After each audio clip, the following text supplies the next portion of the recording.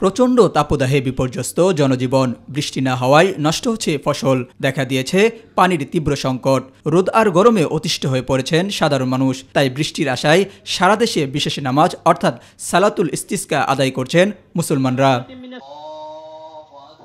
ঝিনাইদহে বৃষ্টির আশায় ইস্তিসকার নামাজ আদায় হয়েছে। সকালে শহরের ওয়াজির আলী স্কুল মাঠে জেলা ইমাম পরিষদের আয়োজনে সালাতুল ইস্তিসকার নামাজ আদায় করা হয়। এতে শহরের বিভিন্ন এলাকার কয়েকশো মুসল্লি অংশ নেয়। নামাজে ইমামতি করেন শহরের কেন্দ্রীয় জামিয়া মসজিদের খতিব শাইখ মোহাম্মদ সাইদুর রহমান। নামাজ শেষে বৃষ্টির আশায় বিশেষ মোনাজাত করা হয়। পটুয়াখালীর মহিপুরে তীব্র তাপদাহে আর প্রচণ্ড খরা থেকে রক্ষা পেতে আল্লাহর দরবারে বৃষ্টির জন্য বিশেষ ইস্তিসকার নামাজ আদায় করা হয়। সকালে আলীপুর কেন্দ্রীয় জামে মসজিদ মাঠে খোলা আকাশের নিচে ৩ শতাধিক মুসল্লিরা এই নামাজ আদায় করেন।